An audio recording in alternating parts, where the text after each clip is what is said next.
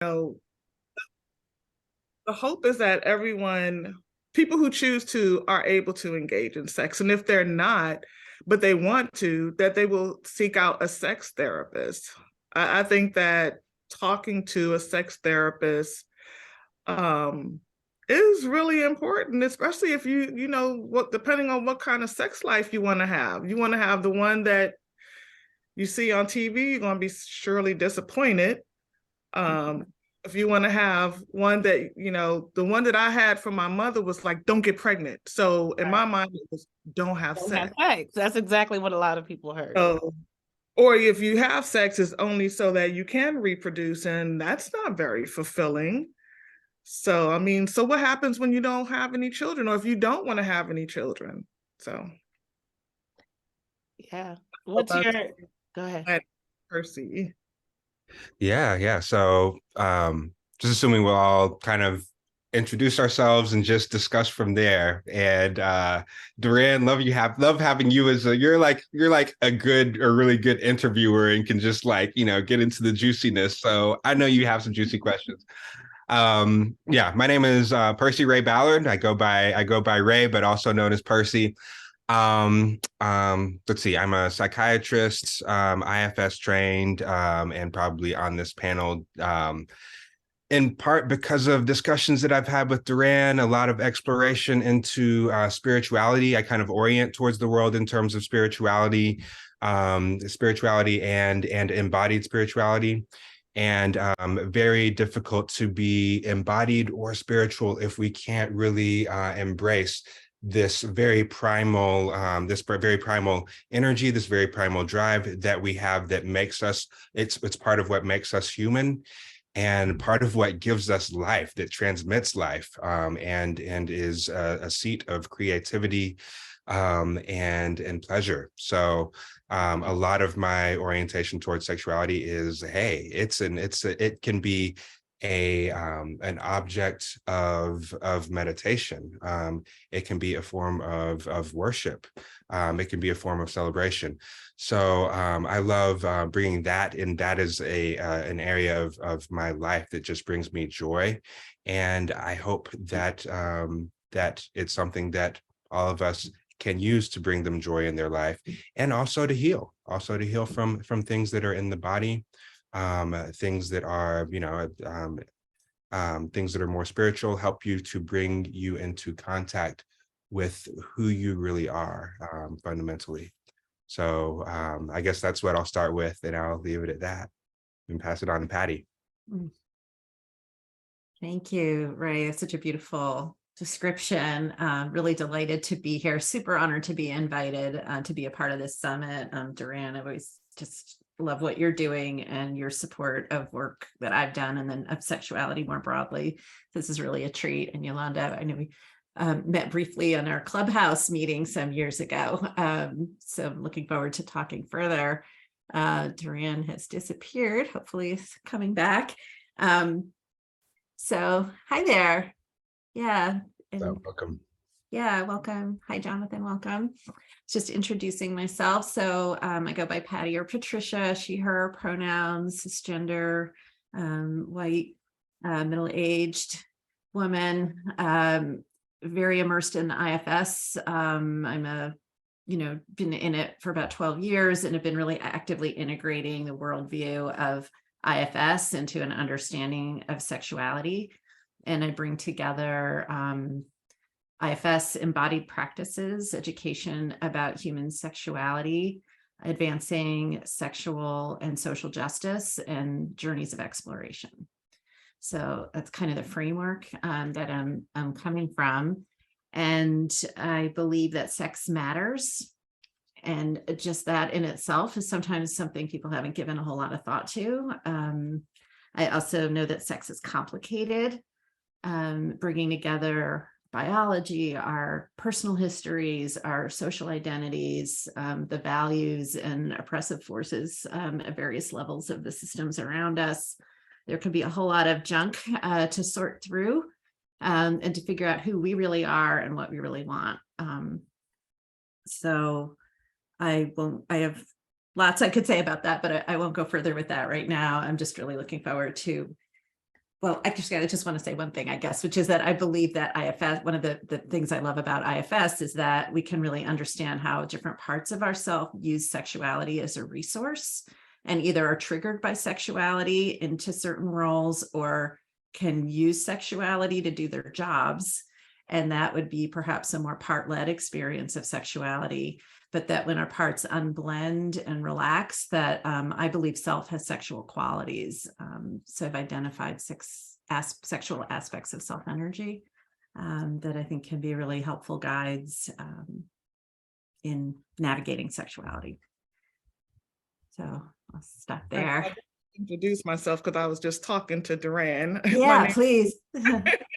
Yolanda Rogers, and I'm a licensed clinical professional counselor. I'm a sex therapist that started off with working with primarily trauma, which led me to sex therapy. And I enjoy the healing aspect of what I do tremendously, especially when it comes from people who have suffered from various traumas that inhibit or it's a barrier to any kind of sexuality, whether it be penetrative or just even touch. And so I do a lot of work around that.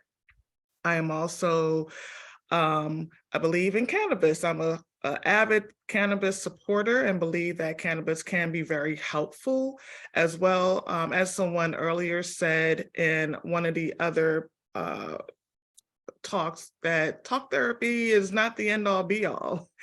And so talk therapy can do a lot, but I think that we also need in addition to. So, and that's me kind of in a nutshell. Beautiful. Thank you. So welcome. Do y'all want me to interview y'all, or do y'all just want to take it from here? I've been really dancing with all the speakers. I feel like trying not to step on no toes. Of course, unless Jonathan wants to be put on the spot because he's here. Nope. Thank you for taking care of yourself, Jonathan. Let's yeah. I think an interview would be really helpful, and then if Jonathan has questions too, to just kind of jump in and ask any of those questions. Yeah, so there were certain things that you all said that I was over here taking notes and writing down. But I think, Patty, what you said, something you said that really hit me when you said to know who we really are and what we really want. And I'm like, as a Black woman, that can be really daunting. I've just started exploring, like asking myself, and there's people who will laugh because I tell them it's a spiritual practice. Every morning I ask myself, what do I want? But that was after the military. That was not even, it was post-military. It was like after the military, and then after the depression and the grief of transitioning out of the military, and also being a single mother, and also, you know, all these layers, these barriers of accessing ourselves. And then also after IFS, right? So I think IFS has quickly become a pathway for Black Therapists Rock. A lot of people have said, you know, wow, IFS really helped me, you know, see all these things inside of me that I didn't think I had time to see, you know, or I didn't think I needed to see, or I thought it was a privilege to see that was just for white people, or, you know, all on and on and on. And so when you said, you know, to get to know who we really are and what we really want, how do you intersect that with sex? Like, how does that journey for you, how does that journey include or involve sex as far as, you know, becoming more intimate with ourselves, really? Yeah.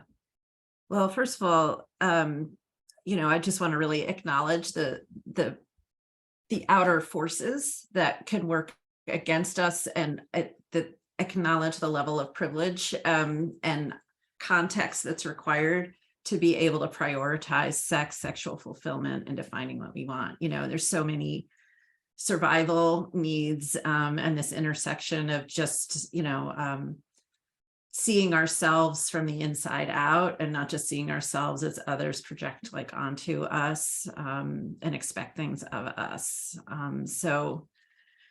You know, so I always like to just say, start where we are, you know, just start where we are. Like if you've chosen to listen to this later, or you're here now, just noticing that, you know, like, hey, something caught your interest about this, like just being with that, like you chose this, you know, what's alive for you in this moment about this. And just, sometimes there's pressure. I like to also say that for me, sexuality is really broad. So I often ask people to just really sit with the word sex for a few minutes and just even notice like what images come up. Are there certain activities or body parts? Are you seeing people of certain skin color or body size or sexual orientation or gender? People might even want to do that now, just take a moment. And just when you hear the word sex or sexuality, both what bubbles up, and also if you have access to your body, and that may or may not be here for you as a safe place to explore. But if it is, just noticing any sensations in or around your body, just picturing the word sex or the idea of sex. And turning it off if it's unpleasant or too much, just gauging for yourself the right amount of that. But if it's interesting to, just maybe you'll find something now that you want to come back to later.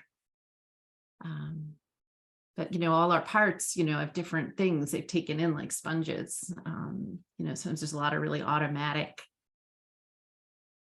assumptions. Oh my goodness. Thank you for that invitation. So much came up for me. And I'm not usually, I say I'm not a meditative person. I say I'm a music person. So I actually have songs or artists for each of my parts, especially around sex, I'm thinking that might be something that other Black women can probably relate to, like when we think of Nicki Minaj or Cardi B or Beyonce or, these little diva personalities that we kind of integrate into our lives in little subtle ways. I know I have proudly. And when you said, pay attention to your body and the messages that have been projected onto us, I thought about how my acupuncturist told me I have a lot of tightness and tension in my shoulders, and that's considered the place where we carry the weight of the world. And so I noticed, as we were listening to the word sex and feeling the word sex, it was like the weight of the world, on my shoulders around the shame of, having breasts and having a vagina and having an ass, trying to cover it up for so many years because I wasn't, don't be lustful, don't, no. But I also thought about when you talked about privilege, how men don't often have that, they don't often have these same messages around, of course they get other messages. I don't want to compare or contrast really, but as a woman, I just want to say, as someone who has a vagina and has had to feel like I needed to hide that, especially in the military setting. It was like, pretend like you don't have periods. If we wanted you to have a family, we would have issued you one, all of these things, all of these messages and all of these things that have been placed on us. And really trying to dig our way through that, so I could feel that. And the song that came to mind, or the artist that came to mind, it was a quote actually. And I've been using these words a lot lately. But Megan Thee Stallion said, "Fuck being good, I'm a bad bitch." And that, like, as I was like rubbing that into my body, I was like, yeah, that's what feels right for me. Who cares about what other people think about, my sex life? Who cares? I mean, there might have been parts of me that cared for a very long time, but I'm slowly getting to a place it's like I care more about how I feel and what I want and what I think than the society that told me what to think and feel around sex. I just thought I'd share that little how that landed for me, because that was really helpful. Really helpful. Really, thank you so much for sharing that. Yeah. It's a good practice. I was also thinking about right before you spoke, I was thinking about what Yolanda said about hopefully people are having sex. And I thought about how many people are really afraid. And there's a 12-step program that says there's a such thing as sexual anorexia or sexual avoidance. And I believe, I really struggled with that for many years, because I thought either I'm going to be in a sexual relationship and be exploited, not happy, not seen, not heard, not valued, or I'm going to not be in one and feel safe. And the idea of being safe in a sexual relationship for somebody like me that had a lot of trauma growing up it just seemed really elusive until I found this community of people who were doing this work together, because we were able to admit, hey, we have a problem here. You know, we don't know how to integrate trust and intimacy in a sexual relationship. And there's a lot of people, I'm realizing there's probably more people like that than those that care to admit, because there's so much trauma in our society and so many legacy burdens in our community. But Yolanda, can you talk more about this idea that, you know, people noticing, oh, if I'm not having sex, I should be curious about that. You said maybe I should talk to a therapist. That's something to explore. Like, instead of thinking, oh, if I'm not having sex, that's actually a really good thing, and I get a gold star. You know? I think that the choice to engage in any kind of sexual intimacy is not good or bad. It just is. And people have their different reasons for not having sex for a duration of time. But I think that if it's something that you really want to engage in, but you're not sure what's keeping you from engaging, or you're engaging and maybe you're dissociating, you're not even really enjoying yourself, you definitely need to see a therapist. And I think a sex therapist, so that you can explore what's going on. Why are you not fully able to engage? Why are you withholding when you do long for someone that you would like to have a sexual relationship? And how does that tie in with the things that you were taught? You know, what legacy burdens are you carrying with you into whatever space that you want to be intimate in? It's definitely not a helpful thing to carry that burden in there with you, because then you're not fully there. You're not fully present. And so just learning how to be fully present, how to start to shed shame. Because, you know, in our community, we have a lot of shame. Shoot, in America, we have a lot of shame when it comes to bodies and sex and talking about it. And, you know, our beliefs are skewed by what we've seen on TV or in pornography. And so having all of those beliefs can also, or those things that you've inferred, can also be a hindrance or a barrier to you being able to have the kind of fulfilling sex life that you would like. So yeah, I think that if any of those things are happening, whether, you know, you've had what some people call a big trauma or a little trauma, and I don't believe in big T's or little T's, I just think that trauma is trauma. Anything that you feel is a barrier to you, yeah, you should see someone so that you can have the kind of sexual encounters and life that you want to have, to start working towards that and start, you know, unpacking some of that shame that we carry with us. I like that you said, you know, if you're, you know, abstaining for a period of time, because it's been a year for me. I'm in sobriety. Like I said, I go to a 12-step meeting for avoidance, you know. And really it was around not wanting to feel my feelings, like you said, dissociating. When I needed to, if there was conflict in a relationship, how do you navigate that without losing yourself? How do you give to somebody without giving too much? You know, all of those things that I needed to work on. And I know a lot of women say, oh, I'm working on myself. But when you ask them, okay, what are your goals and what are you actively doing? It's like, oh, I'm just abstaining from sex. I'm just avoiding relationships. So I think that's a good thing to point out. But I also was really curious, as a Black woman yourself, what inspired you to want to, you know, go into sex therapy as a professional, and to have this be something that you talked about with other people? Well, part of it is because I serve most of my clients are Black, 99.9%. And when I'm trying to refer them, and I don't see anyone, someone that looks like us so that they can still continue with feeling comfortable, then I said, well, then I guess it's me. And I really enjoyed it.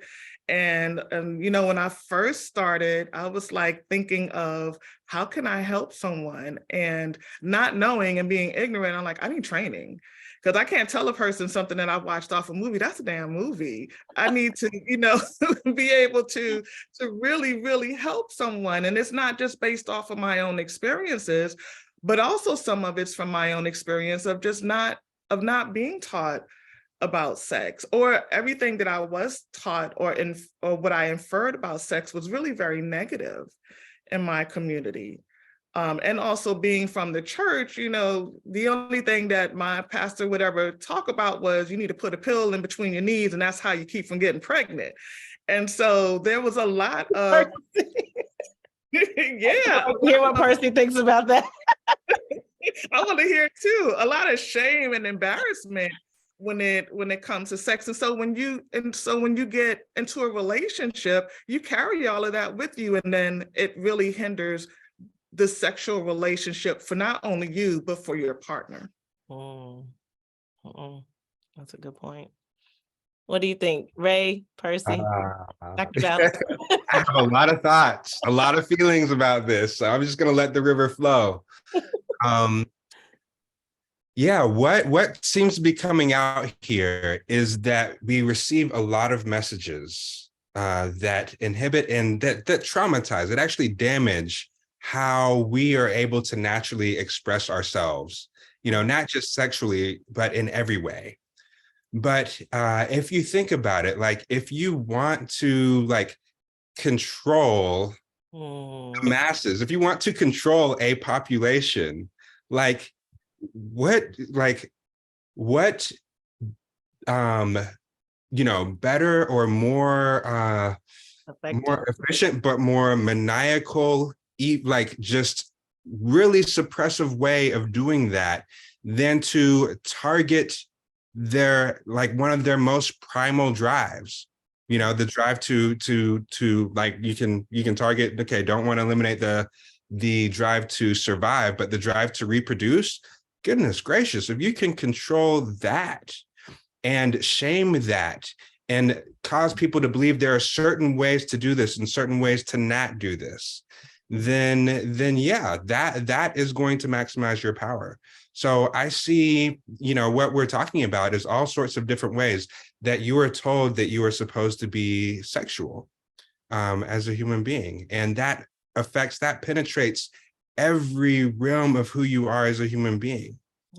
And so, I hear the, putting the pillow between your knees, and I'm just like, oh, that hurts. It does hurt. Yeah. If we wanted you to have a family, would have issued you one. That does hurt. Stop and see how that feels in your body to hear that. And so that was my response that was coming up. And it goes across. There are lots of messages. My own therapist, told me when I was working on this, issue, it's like, oh, the whole world, as a Black man, but as a human being, as a Black person, it's just there are so many messages that are like, okay, you have got to shut this down.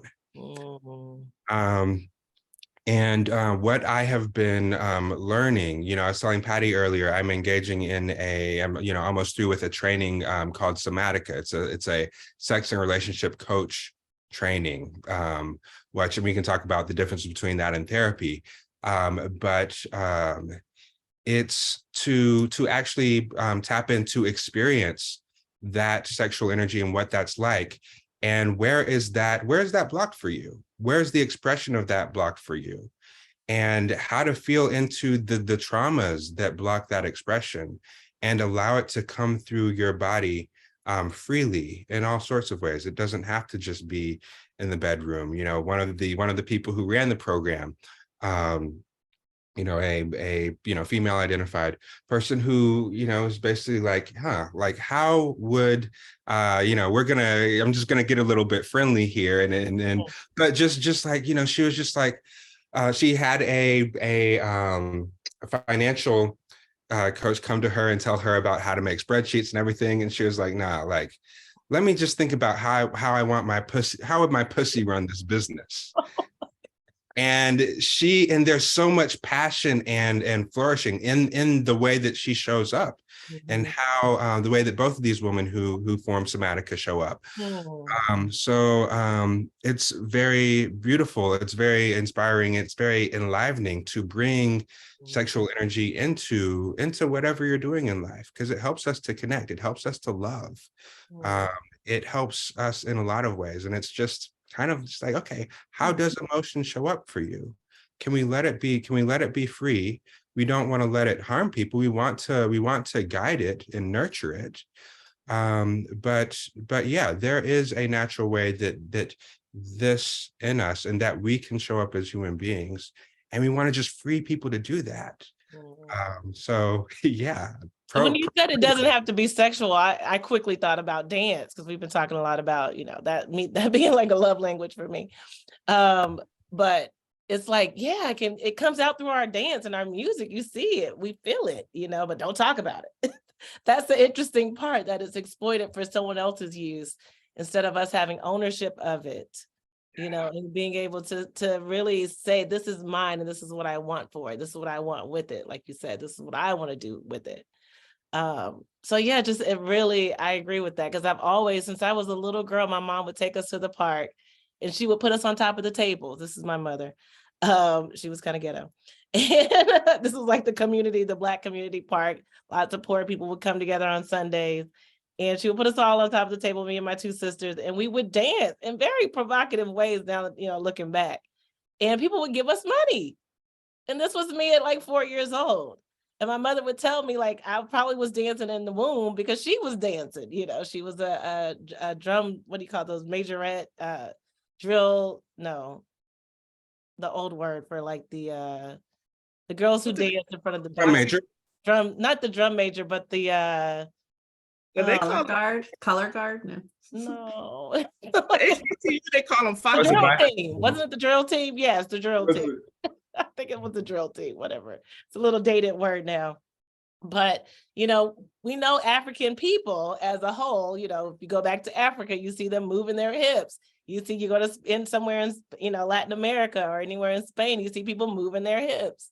So I think it is natural, and that cutting off and that, restricting of ourselves is very unnatural and very traumatic, like you said. To literally put a pillow in between your legs and hold it there is restricting physically, not to mention energetically and spiritually. So I'm always thinking about the energetic, blockage, but just physically in my body, I'm starting to really free up a lot around just having, full autonomy of this body, that it's mine. I'm the one in it. So yeah. What do you want to say, Yolanda? You look like you want to say something. I'm like, you're saying your body, I was like, it causes a lot of body shame as well. Like, as you develop, you start, girls they're ashamed of having hips or having a bigger booty or having breasts, because you got to cover it up. School, we're learned to be shameful of our bodies from starting at school. They start, don't show your shoulders, as if you're responsible for someone who chooses to react to a shoulder that I can't help but have because I need it, so my arms and stuff could work.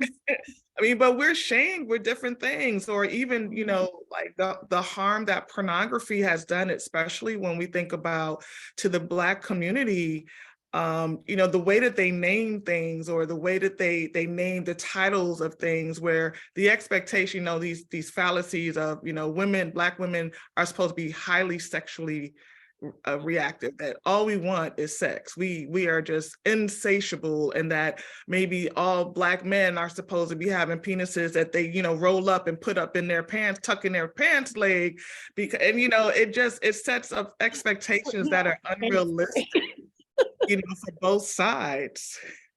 I agree. That's why I said there's different messages. I didn't want to compare and contrast. But what were you going to say, Patty? And I love that Patty brings in the social justice aspect, because we're not taught that. It's like the average person doesn't know that there's an attack against their body, and all of these other legacy things that are happening when it comes to sex.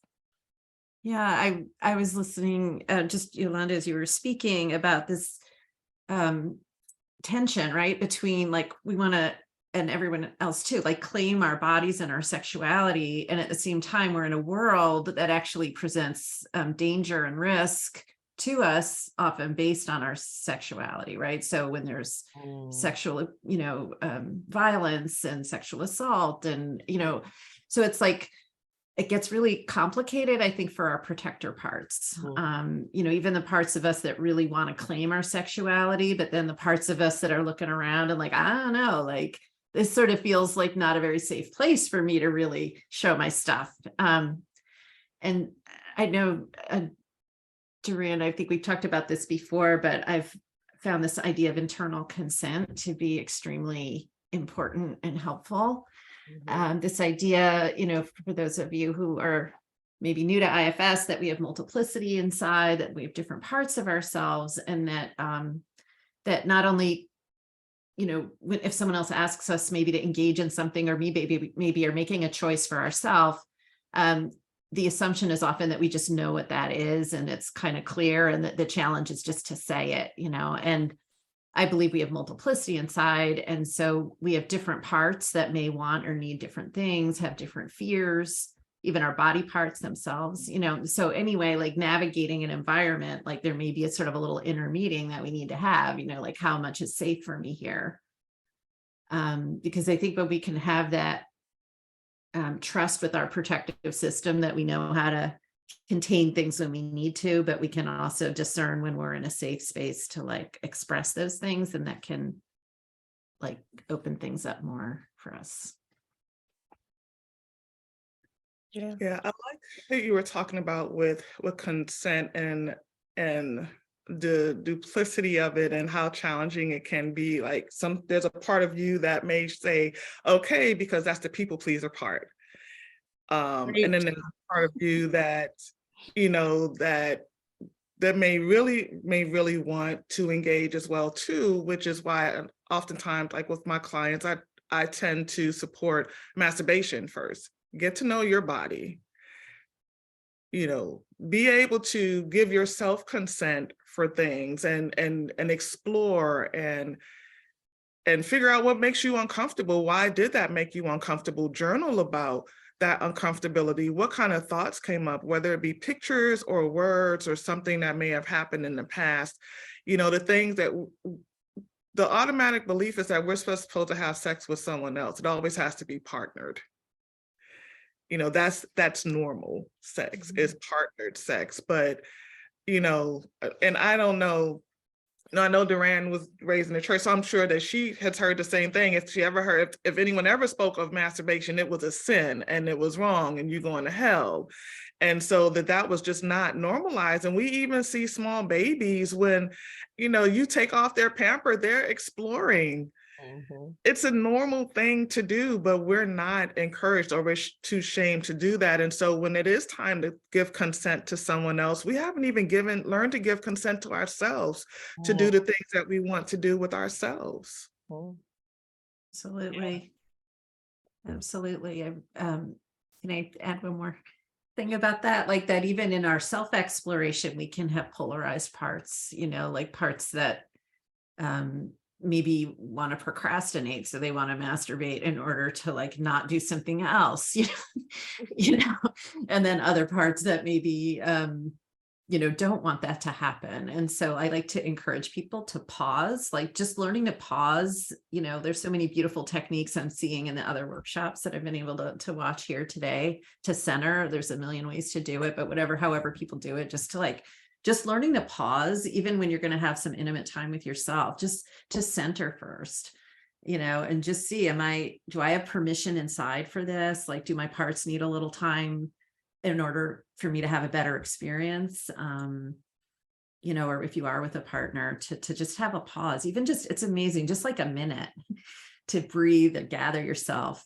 can really shift the energy and maybe have more capacity for enjoyment and choice. Yeah, and I totally agree with that. That kind of reminds me of what I said about people not knowing what they want, not ever having permission to ask what they want. Like I said, this has become a morning practice for me, and I really take it serious. And people are like, wow, why do you take it so serious? Because for at least 20 to 30 years of my life, that wasn't a thing. Asking, even acknowledging that I had wants or needs, like Yolanda said, if you're a people pleaser, if you were a chronic people pleaser, and that's how you survived in your family, at your job, you know, like in all these different places, taking those layers off I've had to be really intentional. Let me speak for myself. I've had to be really intentional about getting into what is it that I want, including when I'm spending intimate time with myself. I love how you said that, because it's just like any form of sex. You can have sex without intimacy, or you can have intimacy and sex, you know, and I prefer the latter for myself, is what I realized, that I'm not a casual sex person. There ain't nothing casual about me, is what I tell people. Percy likes what I say. I'm like, there ain't nothing casual about me. So For Love me, that. even when I'm having intimate time with myself, I have to ask myself, what is it that I want? And that's a form of setting an intention. Mhm. What do I want this time to be about? What do I want to experience here? And that's really changed the game, to be honest, on my intimate time with myself, because before it was just something to do to, relieve stress. Or in the 12-step program that I go to, we talk about how oftentimes we sexualize stress.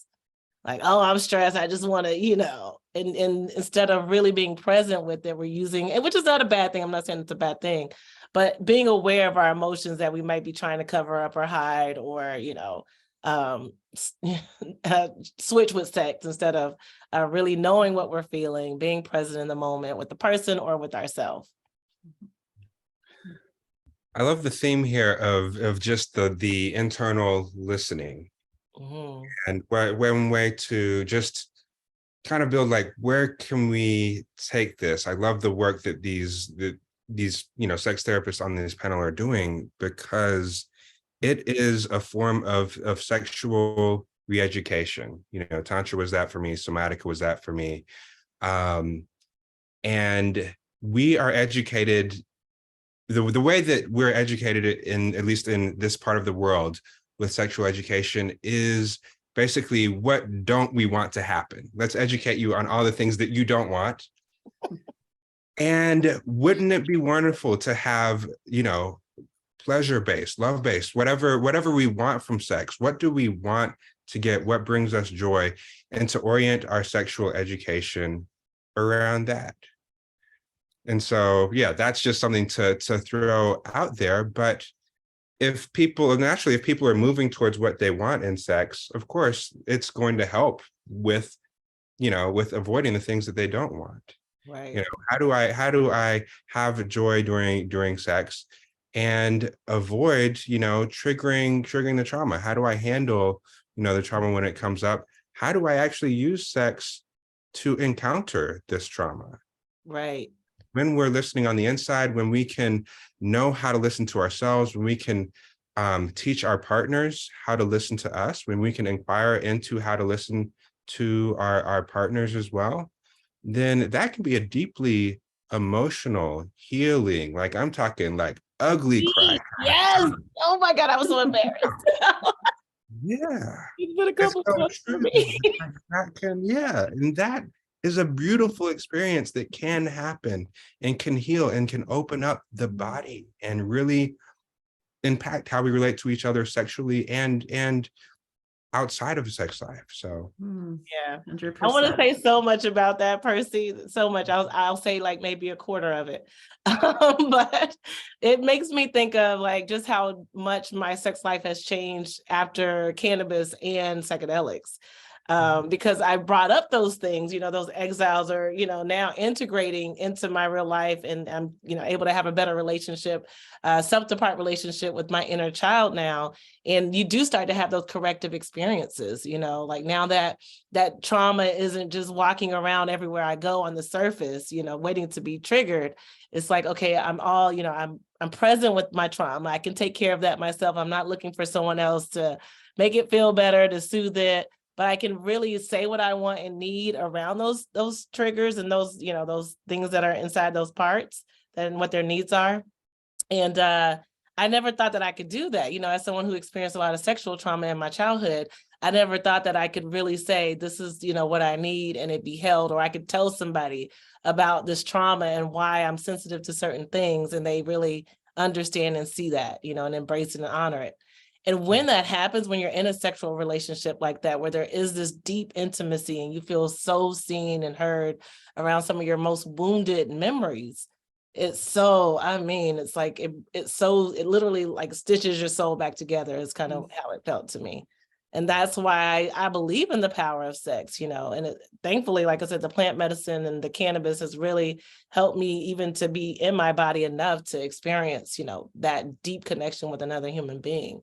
And I started to realize there's so many other women, especially women of color, who may never, ever experience that. One of my friends, she's a sex coach, and she likes to say, so I think somewhere near 70 or 80% of women of color have never had an orgasm, which is, and they've had a lot of sex, these are people who have had a lot of sex and maybe never had an orgasm.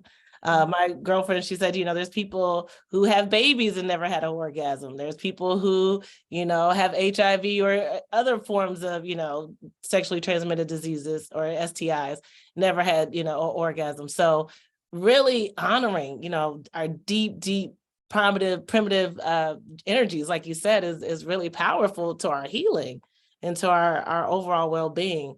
With that being said, I guess, could you tell us what you see as the difference between like a sex therapist versus a sex coach?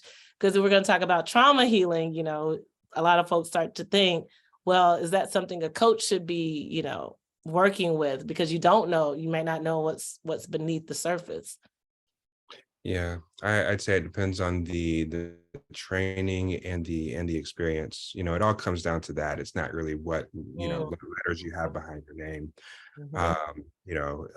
Can you create a safe environment to encounter those sorts of things? So there is the party line as far as therapy would be something that we think of to encounter trauma. There's a lot of training that therapists have, particularly like trauma trained therapists, and it's different from the training of a coach, I think. And the boundaries, the guidelines are very different. So I would say work with the individual. If you go to see people, don't necessarily, we select to go to a coach or to a therapist mostly because of our conditioning, because, hey, this is an environment that I was in. We go to see a medical doctor for this, and a coach for this, and a therapist for this. But when you go there, it's really, you're showing up because you're suffering. What you want to be cognizant of is the individual who's in front of you that you're working with, that you're seeking help from. What kind of experience do they have? What do they feel comfortable doing? What do they feel like they're qualified to do? What do they feel like they're not qualified to do?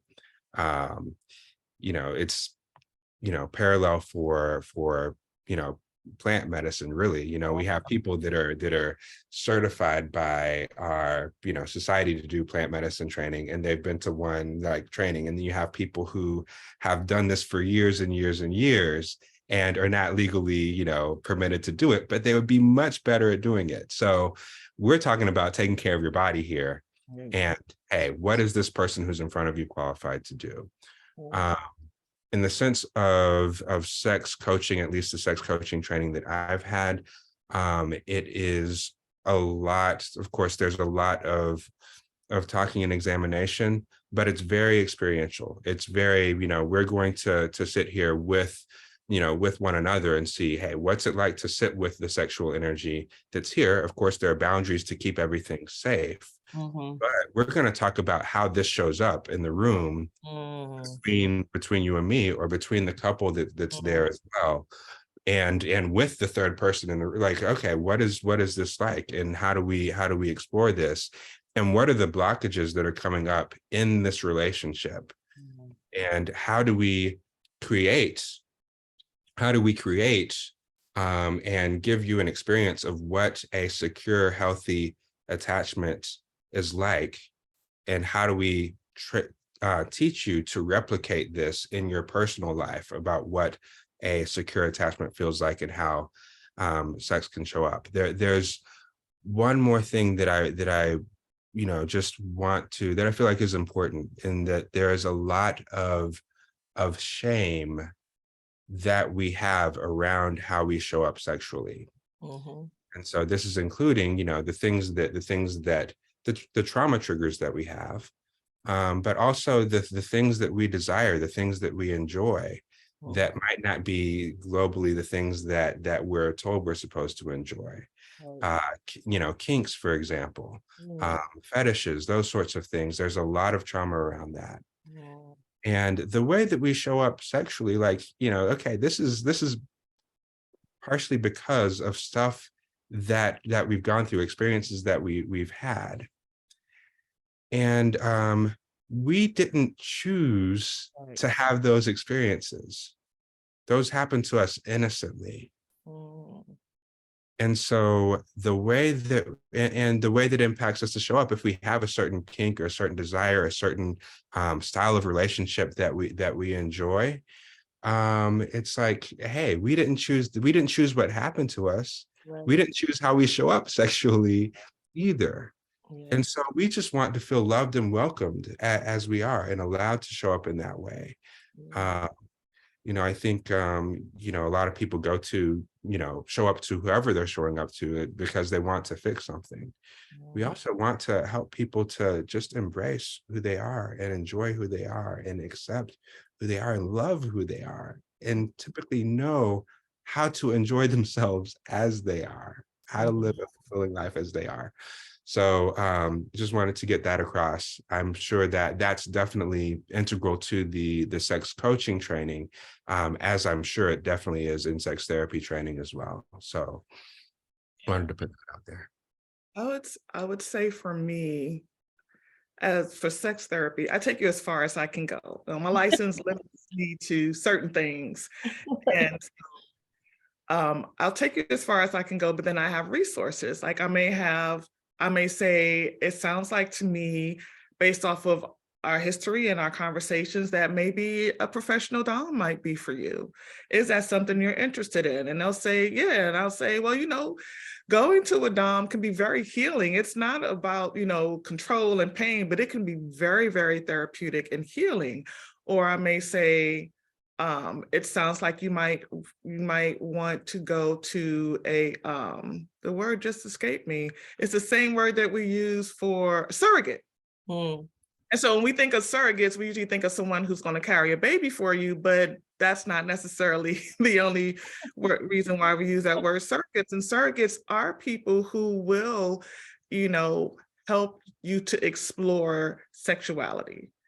You can choose to have sex or to not have sex, but just learn, like maybe for my son who's on the spectrum, I can't teach him sexual or intimate touch with another partner. I'm his mom. So I can't do that. But if that's something that he wanted to do, to explore being able to learn to receive touch or learn to give touch, a surrogate would be a really great fit for him. And we've seen, there've been surrogates that I sent after they've, come back and maybe they've had to have some surgery done or they have an implant.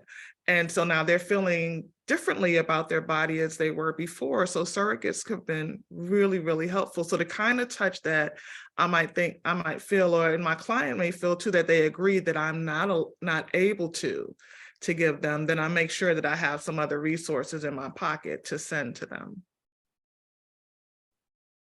All right. Well, I think we're at the time for questions. For the live audience, if you're on the replay, I'm sure you're like, this is juicy. This is good stuff. It's been really good for me today. So we have one person in the audience. I don't want to point out the obvious, but just wanted to see if anyone has questions. Yeah, thank you all for sharing your expertise and information. I was actually excited to see you, Percy, on the billboard because I really wanted to be in the space with you and like really listen because many of the clients that I'm working with are Black men, and some of them are Black men who are of the LGBTQ population.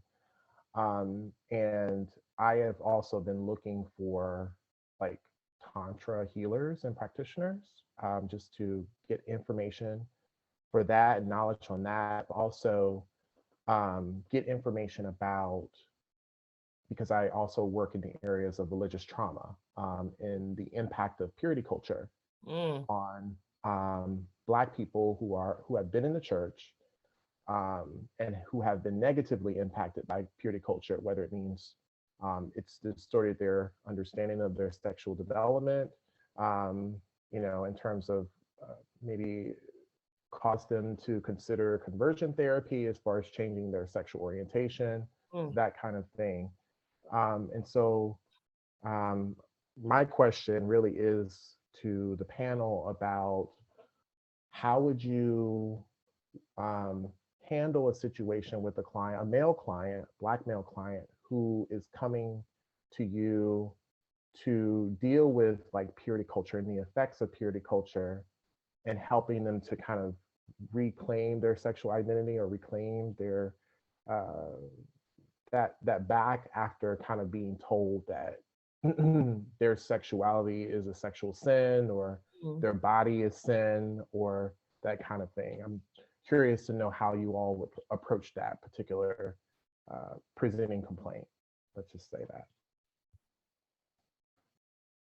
So we kind of go through because we all have. I guess I'm a moderator. I don't know if I'm a panelist, but I would just say, to me, IFS has been really helpful in because that's me. I'm not a Black man, I'm a Black woman.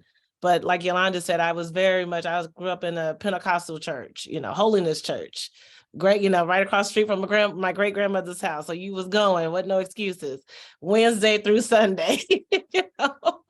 And I would say for me, IFS really helped because it taught me that all parts were welcome. The parts that, where I was told were bad, that I was told was a sin, I've heard people, I had a client who told me they were going to hell because they were masturbating in Africa. A high school student who said, I can't do this because I'm going to go to hell. And I said, well, let's explore the part of you that's afraid of going to hell. That's the way, and that was before I knew about IFS, but that's really kind of, I can't change, what's inside of anyone. No therapist or coach can change what's already in there. What we can do is help them build a different relationship with all the stuff that's in there. So that would just be my 2 cents as a, somebody who doesn't specialize in sex, but just as someone who does look at legacy burdens every day, thinking about how to keep this shit away from my son. That's kind of my question for Percy. I'm like, Percy, you're gonna look out for my kid. Because, it's true. All of our children, they're getting so many messages around. I can see it now that my son's approaching puberty. He's like, am I supposed to like girls like this or like that? Or, he's like, I'm just trying to exist. And all of these things of what's right and what's wrong, what's cool and what's not. They're swimming in it. So I would defer the question to the other panelists to see what their perspective is.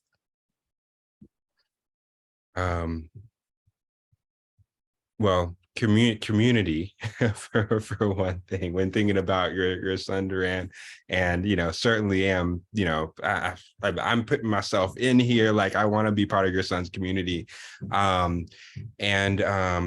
just in response to both, like first of all, just normalizing and de-shaming these experiences, just like even, like being part of the relationship like this, like can relate to that experience of being growing up in the church and having those sorts of relationships and feeling like I'm going to hell because, I'm masturbating or because I have sexual desire. And, there's something to be celebrated in, hey, you have a part of yourself who cared enough to want to protect you in that experience, to want to protect you from this experience of going to hell, or to want to protect you and help you to get along in the community that you were in the environment that you were in. And so let's celebrate that you have that protector there that's looking out for you. And let's get to know this protector, celebrate it, and you are here because there is something inside of you that knows there's more to life than that this thing that you've been told isn't completely true. So let's embrace and get to know that part of you that instinctually knows that there's more truth in your life to this. And let's help these parts to get to know each other and find out, hey, everything, there is no bad part of you. But let's just get to know all of you and find out, hey, in the world that we're in the environment that we're in, how do we want to go forward in a way that one keeps us safe, but also acknowledges and embraces and loves who you are and gives you choice and freedom to the extent that you can have it. And there are a lot of different exercises that each of us would use for that, putting our hands on our body, like, hey, this is my chest, this is my body. I have control and dominion over this. I'm now free to do what I want, and see what resistances come up to that, what traumas come up, what experiences come up, and to say, hey, how do I want to relate to the one who went through that experience? How do I want to love that one? And when they know that they're loved, how do they want to move forward? And yeah, want to free for other space, for other, the other practitioners. You have ideas about how to address that as well. Yeah, I did see the time prompt from Duran, so I'm not sure where we are in terms of that. No, we're fine. We're just wrapping up. We have about 10. Okay. We have about 5 more minutes, and then I can take a break. Okay. If I could just quickly add on, acknowledging, certainly I'm not personally of the, obviously a Black man or someone who grew up in the church that you're describing, but I've certainly worked with a lot of people. And I think some of the things that come to mind in listening that I found helpful are, first of all, if you're in the therapist role, really working with your own parts first, just sort of noticing what can be really activating about sitting with someone who has really extreme beliefs, and that maybe really we're fearful for them, or really feeling like grief for them, or maybe we have a similar loss in our own system, or a yearning or something, and really taking the time to really be with our own parts that become activated with that. And it could just be amazing how powerful doing that work inside of ourselves can be, and just sort of opening up the field, for people to get curious in their own systems. And the other thing that I've often found helpful is when people have really strong beliefs about something, is not to try to take on that belief or challenge it, but to see if they can get curious about all the parts of you that believe that, can they show themselves to you? Who are the believers in your system? And how did they learn that? And where did they get their information?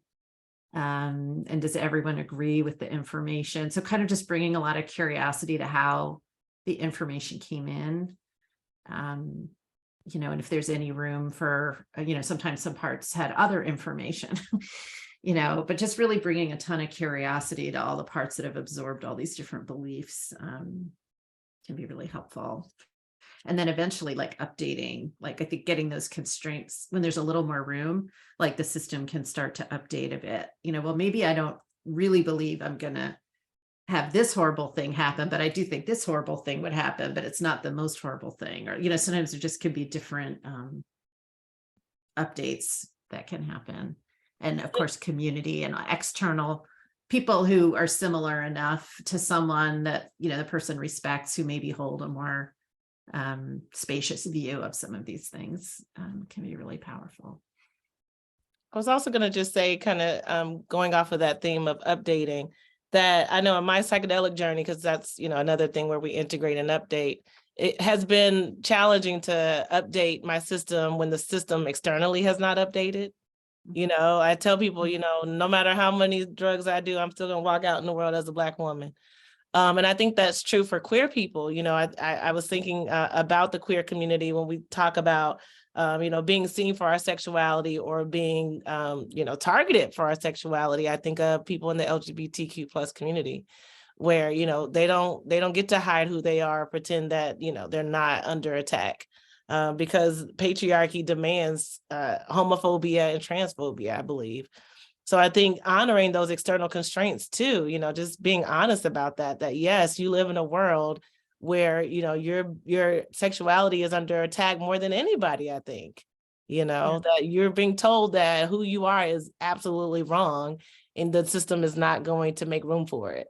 So I think being honest about that up front, when someone mentions these challenges, just acknowledging the systems at play behind the challenges, I think it's been liberating for me, and I hope that it's liberating for others.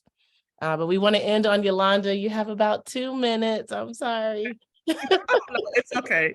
I was thinking a lot about that question. And one of the things is that I normally do, because I graduated from seminary. So it can be really, which has helped me with my own beliefs that I have. And part of that is, just them understanding there are other things that they don't agree with that they hear in church. We might talk about something that might be easier for them to understand first. Like, well, what are your things that you've heard that just didn't make sense to you? Or you're just like, nah, that's not it. And why were you so comfortable? And let's explore about your comfortability with being able to say, no, I don't agree with that, and that's okay. And then let's go, and then we'll start to do the deeper dive into this particular thing. Like, why is your sexuality? Why is it hard for you to believe that how you were created is okay versus what someone is saying what you should be doing? So let's dive a little bit deeper into that, because there's always something. No one walks, well, most people don't walk in and believe every single thing that their pastor says. So let's start off with those smaller things, and then we can go back and talk about this thing here, because there's something else underlying besides the fact that your pastor said that you're wrong or you're going to hell, and what you're believing. And so how that doesn't align, and how come you can't use the same thought process or start to evolve this thought process when it comes to your sexuality. I love that. All right, y'all. Well, this has been so good. Did you enjoy this, our audience? Yes. All right, y'all. We're going on break. Back in 5 minutes. Thank you so much. Thank to our you. panel. Thank you, everyone. Thank you for being It's a here. great conversation. Thank you so Yeah. much. Thank y'all.